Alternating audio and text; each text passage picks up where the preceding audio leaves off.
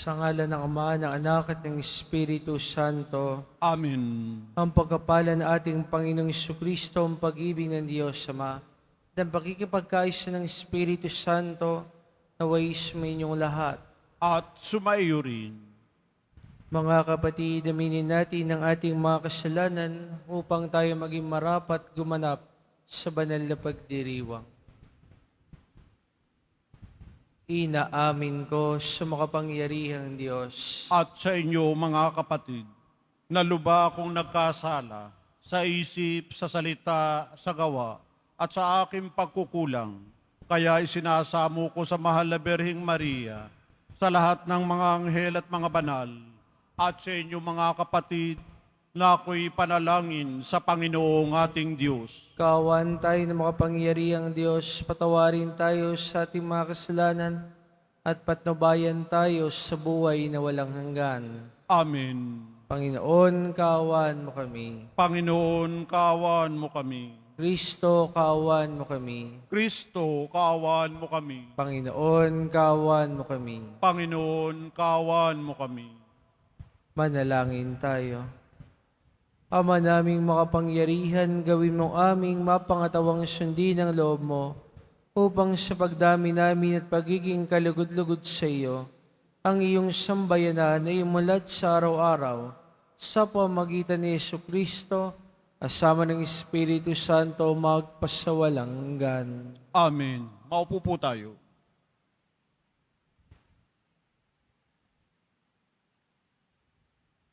Pagbasa mula sa aklat ng mga bilang.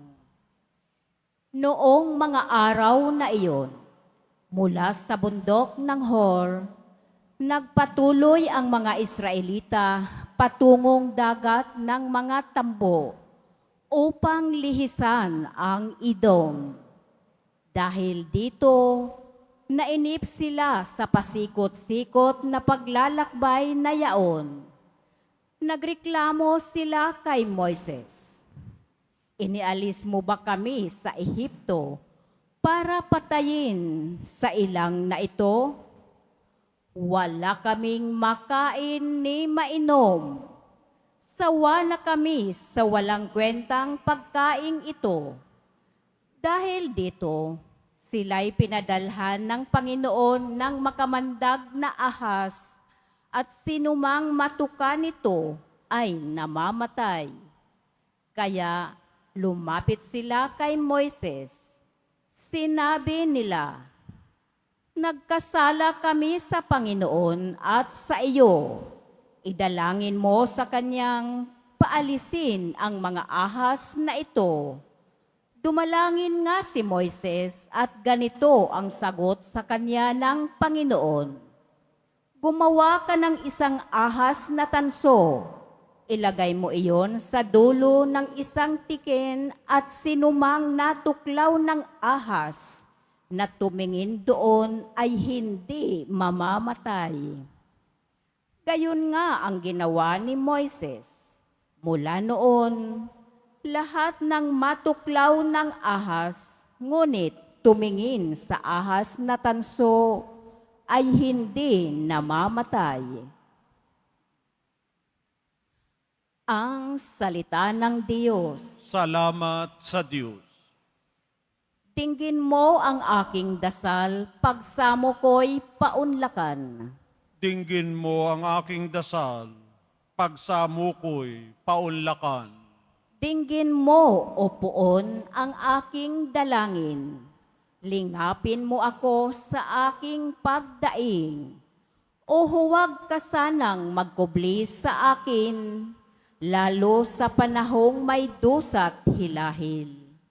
Pag ako'y tumawag, ako'y iyong dinggin. Sa sandaling iyo'y agad mong sagutin. Dinggin mo ang aking dasal, pagsamo ko'y paunlakan. Ang lahat ng bansa sa Poon ay takot, maging mga hari sa buong sinukob. Kung iyong itayong pamuli ang Siyon, ika'y mahahayag doon, Panginoon. Daing ng mahirap ay iyong diringgin, Di mo tatanggihan ang kanilang daing. Dinggin mo ang aking dasal, pagsamo ko'y paunlakan. Ito'y matititik upang matunghayan ng sunod na lahing di pa dumaratal. Ikaw nga, o poon, ay papupurihan mula sa itaas, luklukan mong banal. Ang lahat ng lupay iyong minamasdan. Iyong dinirinig ang pagtataghuyan ng mga bilanggong, ang hatol ay bitay upang palayain sa hirap na taglay. Dinggin mo ang aking dasal, pagsamo ko'y paunlakan. Tumayo po tayo.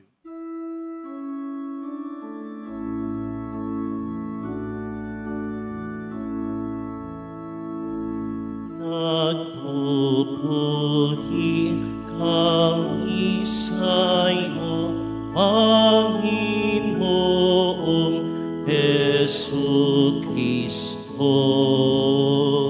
Nagpupuri kami sa'yo, Panginoong Hesu Kristo. Ang butil na ipinunla ay ang banal na salita, paghahasik ay ginawa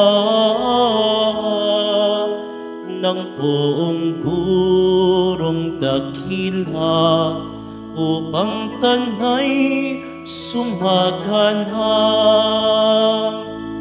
Nagpupuri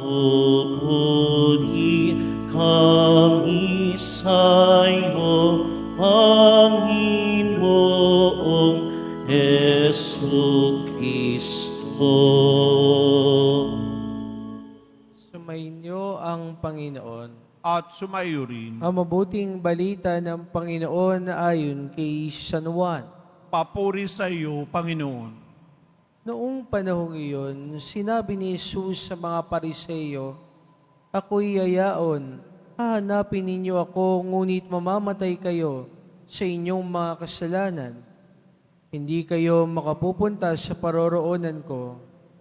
Sinabi ng mga Hudyo, "Magpapakamatay kaya siya, kaya niya sinabing, hindi kayo makakapunta sa paroroonan ko?"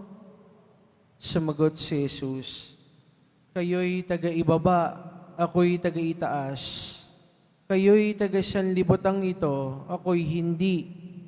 Kaya sinabi ko sa inyo na mamamatay kayo sa inyong mga kasalanan. Mamamatay nga kayo sa inyong mga kasalanan kung hindi kayo maniniwalang ako'y si ako nga." "Sino ka ba?" tanong nila. Sumagot si Jesus, "Ako'y yaong sinabi ko na sa inyo mula pa noong una. Marami akong masasabi at maihahatol laban sa inyo, ngunit totoo ang sinasabi na nagsugo sa akin at narinig ko sa kanya ang ipinapahayag ko sa sanlibutan."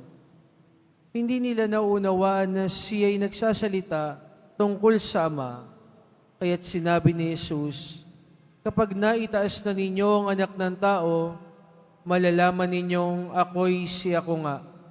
Wala akong ginagawa ng ganang sarili ko lamang. Nagsasalita ako ayon sa itinuro sa akin ng Ama, at kasama ko ang nagsugo sa akin. Hindi niya ako iniiwan, sapagkat lagi kong ginagawa ang nakalulugod sa Kanya. Marami sa nakarinig nito ang naniwala sa Kanya." Ang mabuting balita ng Panginoon. Pinupuri ka namin, Panginoong Heso Kristo. Maupo po tayo. Magandang umaga po sa inyo lahat, mga minamahal kong kapatid. Tayo po ngayon ay nasa Martes sa panahon ng Kwaresma. At mga minamahal kong kapatid, ipinapakilala sa atin ni Jesus kung sino ba siya. Narinig natin sa ating mabuting balita na tinukoy niya ang sarili niya bilang ako'y si ako nga. May naalala po ba kayo na pamilyar na mga pananalita? Noong pong si Moises at ang ating Panginoon, no, noong inihayag ng Diyos sa kanya ang kanyang planong pagliligtas sa kanyang bayan o pag-aalis ng mga Israelita dun sa Ehipto, nagpakilala ang Diyos bilang ako'y si ako nga. No? Para bang sinasabi dito sa ating mabuting balita ni Jesus, nakapantay niya ang Diyos. Pero mapapansin ninyo, hindi iyon nakilala o natandaan ng mga experts sa law. Yung mga kausap niyang Pariseyo, hindi nila na-recognize. Kaya ang tanong nila, sino ka ba? No, pero if you are well-versed with God's Word, kung talagang matuwid kang sumusunod sa kasulatan, bakit hindi mo alam yung mga bagay na ito? Bakit hindi mo na-identify sino ba ang nasa harapan mo? Isa lang po ang dahilan, sa katigasan ng kanilang puso. Pero alam niyo po ba, mga minamahal kong kapatid, kahit na tayo din, no, may katigasan ng puso at hindi parating sumusunod sa kalooban ng Diyos, hindi naman merong dumarating na isang, halimbawa, no, pangyayari na pipigil sa atin. O kaya naman makikidlatan tayo pag hindi tayo sumunod sa kalooban ng Diyos. Hinahayaan niya tayo. At alam natin ng isang buhay na malayo sa Diyos. Tignan niyo po yung ating unang pagbasa. Napakinggan natin yung piniling bayan ng Diyos. Imagine niyo ha, inalis ng Diyos sa Ehipto. Di ba? Ano sila sa Ehipto? Sila ay mga alipin. Inaalipin sila doon. At pinlano ng Diyos na ialis sila. Pero yung nandun sila sa ilang, ano yung kanilang response? Imbis na magpasalamat sa Diyos, nagreklamo pa sila. Sawang-sawa na kami sa tinapay na ito kasi 'di ba, araw-araw ang Diyos ang nagpo-provide ng kanilang sustenance ng mana, 'di ba? O nagreklamo sila ngayon kay Moises. Sawang-sawa na kami sa manang iyan. Dinala mo ba kami dito para mamatay sa ilang? Buti pa doon sa Ehipto. Masarap yung buhay namin. Masarap ba yung buhay ng isang alipin? Gayon pa man, hinayaan sila ng Diyos. O sige, gawin niyo yung gusto ninyo, ay ayaw niyong sumunod sa aking kalooban, o ano yung nangyari? Pahamak sila. Diba? Tinuklaw sila ng mga makamandag na ahas. Yung natuklaw ng ahas, syempre, namatay. Tinatakot ngayon sila. At dahil sa ipinagawa ng Diyos na tansong ahas, yung sino man daw tumingin dito ay gumagaling. Pero alam niyo po, hindi dahil doon sa ahas na tanso o yung ahas na ginawa ni Moises kung bakit sila gumagaling. Gumagaling sila dahil sila muli ay tumitingin sa Diyos. Diba? Alam niyo na po yung consequence kapag tumalikod ka sa Diyos. Pag tumalikod ka sa Diyos, ano yung consequence? Mapapahamak ka. Diba? Kapag tumalikod ka sa Diyos, hindi ka mapapabuti. Mapapahamak ka. Makakaranas ka ng mga bagay na hindi maganda. Hinayaan ng Diyos sa mga Israelita. Bakit? Kasi gusto niyang matuto sila. Ito yung buhay na walang Diyos. Ganon din yung mangyayari sa atin. Kapag nabuhay tayo na walang Diyos, mapapahamak tayo. Sapagkat ang buhay na walang Diyos, Hindi lang basta puno ng paghihirap kasi kahit sumunod naman tayo sa kalooban ng Diyos, talagang merong paghihirap, no? At meron tayong pagdaraanan. Pero, higit sa lahat, pag tumalikod tayo sa Diyos, no, yung ating mga kaluluwa, yung ating paraan upang no, hindi mapahamak sa mga bagay, no, halimbawa sa mga bagay na nangyayari sa mundong ito, yung mga bagay na dulot no, ng iba't ibang mga tao, yan, pwede tayong mapahamak kapag hindi tayo tumalimas sa kalooban ng Diyos. Kaya nga, very important, no? Napakahalaga mga minamahal kong kapatid na parating sumunod sa kalooban ng Diyos. Father, yung kalooban ng Diyos ang hirap. Father, yung kalooban ng Diyos parang hindi ko maunawaan, maintindihan, parang mapapahamak ako. Hindi po. Alam niyo po, kahit na mahirap minsan, o kaya naman hindi natin maunawaan, pagkalooban niya ng Diyos, hindi tayo kailanman mapapahamak.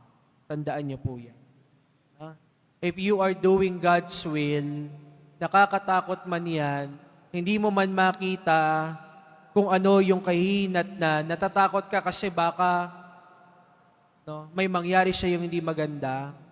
Wag. Magtiwala tayo. No, kasi wala namang lumapit sa Diyos na kanyang pinabayaan. Pero ang dami na tumalikod sa Diyos na napahamak. Ang dami na ginawa yung gusto nila, lalong lumala yung problema. Lalong napahamak dahil hindi sumunod sa kalooban ng Diyos. Hindi nakinig sa kalooban ng Diyos. Kaya po ito yung tawag sa atin mga minamahal kong kapatid. Mahirap po na ibigay yung ating sarili kasi most of the time, ang gusto natin, tulungan natin yung ating sarili. Hanggat maaari, kung magagawan natin ng paraan, gagawan natin ng paraan. Tama? Pero alam niyo po, sa mga pagkakataong hindi natin kayang tulungan ang ating sarili, doon po matingkad na matingkad ang grasya ng Diyos sa ating buhay. Sa mga pagkakataong hindi na po natin alam ang ating gagawin, tulad po nung ginawa ng mga Israelita, hindi tayo titingin doon sa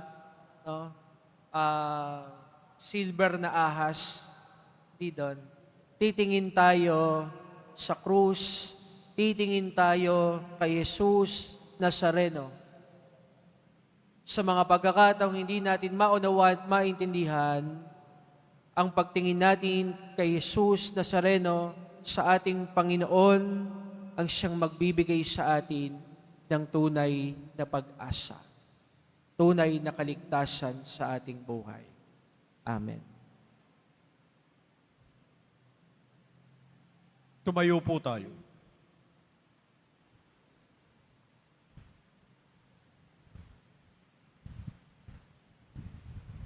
Minamahal kong mga kapatid, buong pananampalataya tayong manalangin sa Ama dahil sa pamagitan ng pagpapakasakit ng kanyang anak ay naligtas tayo sa lahat ng kaparusahan. Sa bawat panalangin ng ating itutugon, Ama, basbasan mo kami sa ngalan ni Jesus. Ama, paspasan mo kami sa ngalan ni Jesus. Ang bayan ng Diyos naway magtagumpay sa pagpapalagan ng mabuting balita ng kaligtasan sa mundo. Manalangin tayo.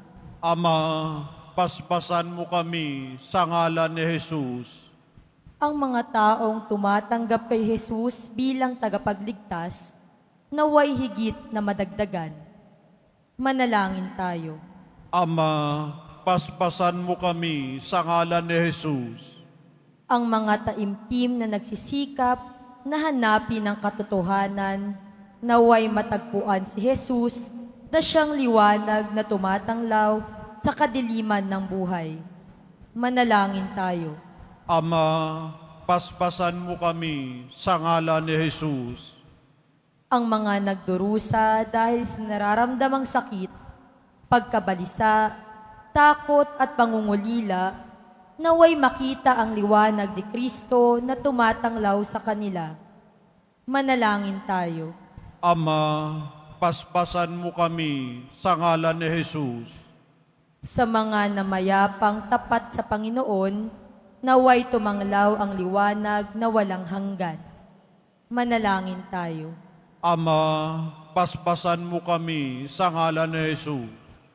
Ama naming nasa langit na pinagmumula ng lahat ng biyaya, loobin mo na ang dugong ibinuhos ng iyong anak ay magdulot ng higit na paglago sa pananampalataya upang maging makabuluhan para siyang katauhan ang kanyang pagpapakasakit. Inihiling namin ito sa pamagitan ni Kristo aming Panginoon. Amen. Maupo po tayo.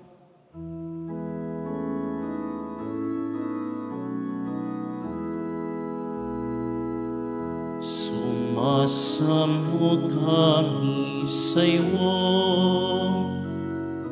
marapat iniharing alay. Panginoon, tanggapin mo itong alak at tinapay.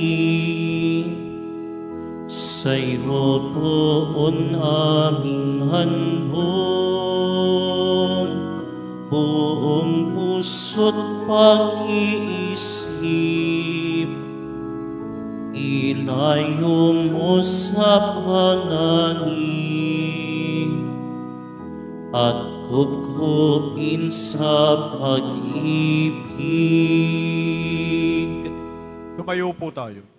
Manalangin kayo mga kapatid upang ang paghahain natin ay kalugdan ng Diyos sa mga makapangyarihan. Tanggapin nawa ng Panginoon itong paghahain sa iyong mga kamay, sa kapurihan niya at karangalan, sa ating kapakinabangan at sa buong sambayanan niyang banal. Ama naming lumikas, paghahain namin ng mga alay upang ipagdiwang ang iyong banal na tipan. Patawarin mo aming mga kasalanan at itaguyod mo ang aming lunggati na aming kalooban. Sa pamagitan ni Jesucristo, kasama ng Espiritu Santo, magpasawalang hanggan. Amen. Sumainyo ang Panginoon. At sumaiyo rin. Itaas sa Diyos ang inyong puso at diwa. Itinaas na namin sa Panginoon. Pasalamatan natin ang Panginoong ating Diyos. Marapat na siya ay pasalamatan. Ama naming makapangyarihan, tunay nga marapat ni Ikaw ay aming pasalamatan sa pamagitan ni Jesucristo na aming Panginoon. Sa pagpapakasakit ng giliw mong anak, ang sangkatauhay minarapat mong magpahayag ng inyong dakilang pag-ibig sa lahat, na pawang nais mong tubusin ang Mesiyas sa harap ng iyong kadakilaan. Kapos ang dakila naming magsaysay sa pag-ibig na makapangyarihang sa krus ay itinanghal. Sa krus ang ipinasyang patawari ng mga tao, sa krus nagtagumpay ang pinangakong Kristo. Kaya kaysa ng mga nagsaawit na papuri sa iyo, nang walang umpay sa kalangitan, kami nagbubunyi sa iyong kadakilaan. Santo, Santo, Santo, Panginoong Diyos ng mga hukbo, napupuno ang langit at lupa ng kadakilaan mo, o sana sa kaitaasan. Pinagpalang na paririto sa ngalan ng Panginoon, o sana sa kaitaasan. Lumuhod po tayo. Ama naming banal, ikaw mukha ng kabanalan kahit sa pamagitan ng Espiritu, gawin mong banal ang mga kaloob na ito upang para sa amin maging katawan at dugo ng aming Panginoong Jesucristo. Bago niyo pinagtiis ang kusang loob na maging handog, hinawakan niya ang tinapay, pinasalamatan kanya, pinaghati-hati niya iyon, iniabot sa kanyang maalagad at sinabi, tanggapin niyong lahat ito at kanin, ito ang aking katawan na ihahandog para sa inyo.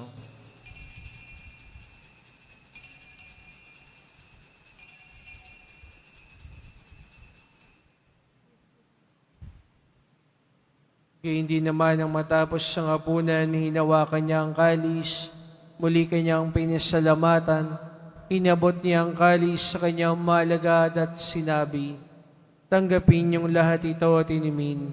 Ito ang kalis ng aking dugo, ng bago at walang hanggang tipan. Ang aking dugo ni ibubuhos para sa inyo at para sa lahat, sa ikapagpapatawad ng mga kasalanan. Gawin ninyo ito sa pag-alala sa akin.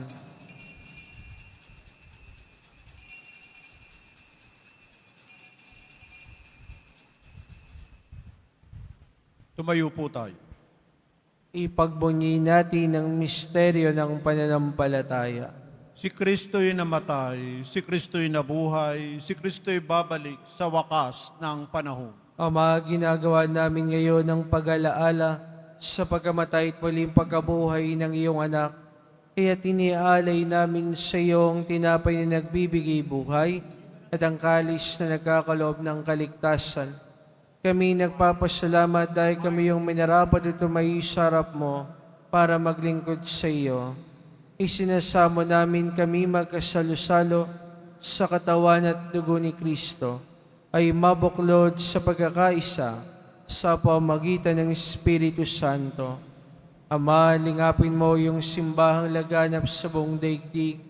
Puspusin mo kami sa pag-ibig kay San ni Francisco na aming Papa at ni Jose na aming Obispo ng Tanang Kaparian. Alalahanin mo rin mga kapatid naming nahimlay na may pag-asang sila muling mabuhay, gayon din ang lahat ng mga pumanaw. Kaawaan mo sila at patuloyin sa iyong kaliwanagan. Kaawaan mo at panginapat kaming lahat na makasalo sa iyong buhay na walang wakas. Kaysa na mahal na Birheng Maria, Ina ng Diyos, ng kabiyak na pusong niyang si San Jose, kaysa ng mga apostol at lahat ng mga banal na namuhay dito sa daigdig ng kalugod-lugod sa iyo, maipagdiwang nawa namin ang pagpupuri sa kararangal mo sa pamagitan ng iyong anak na aming Panginoong Yesukristo. Sa pamagitan ni Kristo, kasama niya at sa Kanya, ang lahat ng parangal at papuri sa iyo, Diyos sa mga makapangyarihan, kasama ng Espiritu Santo, magpasawalang hanggan. Amen. Sa tagabilin naman nakagagaling na utos sa turo ni Jesus na Panginoon natin at Diyos, ipahayag natin ng lakas loob. Ama namin, sumasalangit ka, sambahin ang ngalan mo, mapasa amin ang kaharian, sundin ang loob mo dito sa lupa para nan sa langit. Bigyan mo kami ngayon ng aming kakanin sa araw-araw at patawarin mo kami sa aming mga sala para ng pagpapatawad namin sa nagkakasala sa amin. At huwag mo kaming ipahintulot sa tukso at iadya mo kami sa lahat ng masama. Inihiling namin kami, Diyos, lahat ng masama pagkalooban ng kapayapaan araw-araw, iligtas sa kasalanan, ilayo sa lahat ng kapahamakan, samantalang aming pinananabikan ang dakilang araw ng pagpapahayag ng tagapagligtas naming si Jesucristo. Sapagkat iyo ang kaharian at ang kapangyarihan at ang kapurihan magpakailanman. Amen. Panginoong Jesucristo, sinabi mo sa iyong mga apostol, kapayapaan na iniiwan ko sa inyo, ang aking kapayapaan ang ibinibigay ko sa inyo. Tungin mo aming pananampalataya at ang aming pagkakasala, pagkalooban mo kami ng kapayapaan at pagkakaisa, ayon sa iyong kalooban, kasama ng Espiritu Santo, magpasawalang hanggan. Amen. Ang kapayapaan ng Panginoon ay laging sumainyo. At sumaiyo rin. Magbigayan kayo ng kapayapaan sa isa't isa. Peace be. Kordero ng Diyos na nag-aalis ng mga kasalanan ng sanlibutan, maawa ka sa amin. Kordero ng Diyos na nag-aalis ng mga kasalanan ng sanlibutan, maawa ka sa amin. Kordero ng Diyos na nag-aalis ng mga kasalanan ng sanlibutan, ipagkaloob mo sa amin ang kapayapaan. Lumuhod po tayo.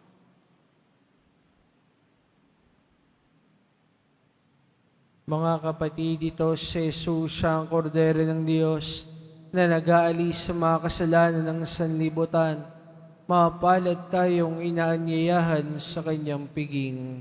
Panginoon, hindi ako karapat-dapat na magpatuloy sa iyo, ngunit sa isang salita mo lamang ay gagaling na ako. Ipagsanggalan nawa tayo ng katawan at dugo ni Kristo para sa buhay na walang hanggan. Amen.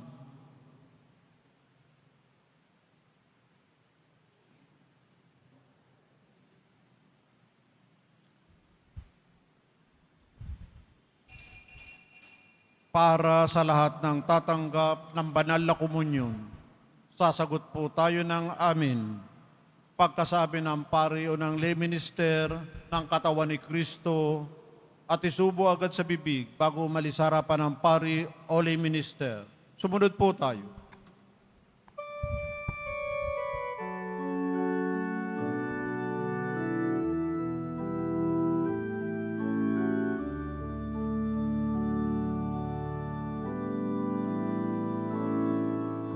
Iyong nanaisin aking ako'y at balikhatin ang krus mong pasangin kung iyong ibigin iputong sa akin koronang inangkin pantubos sa amin kung pipiliin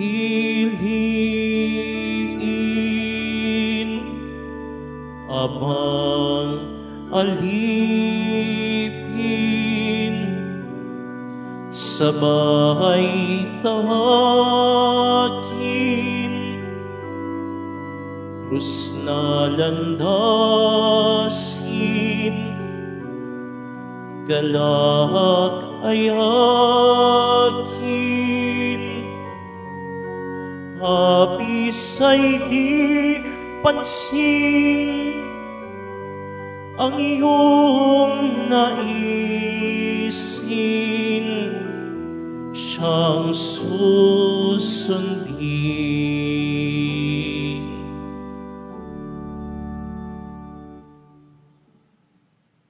Mga paalaala sa mga nagsisimba.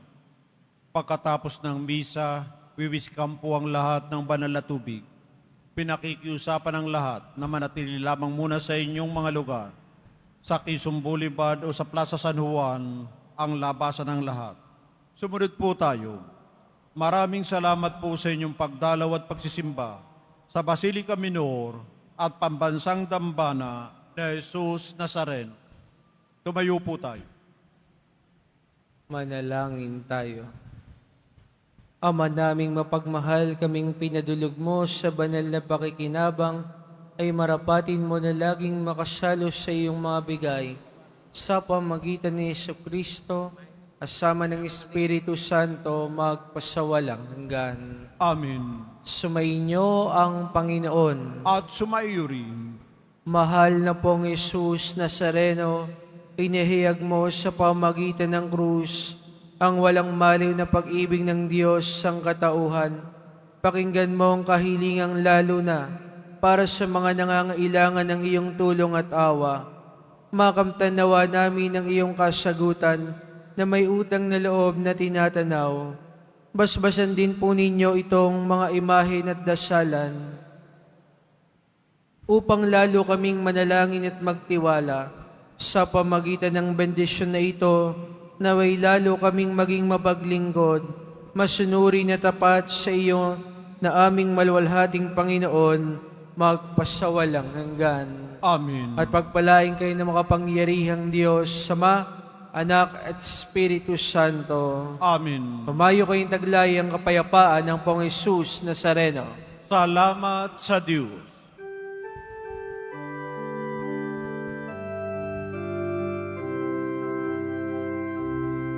Nuestro Padre Jesus Nazareno, sinasamba ka namin, pinipinto ka namin, aral mo ang aming buhay at kaligtasan. Nuestro Padre Jesus Nazareno, iligtas mo kami sa kasalanan. Ang krus mong kinamatayan ay sagisag ng aming kaligtasan. Nuestro Padre Jesus Nazareno, dinarangan ka namin. Nuestro Padre Jesus Nazareno, nilulwalhati ka namin. Nuestro Padre Jesus Nazareno, dinarangan ka namin. Nuestro Padre Jesus Nazareno, nilulwalhati ka namin.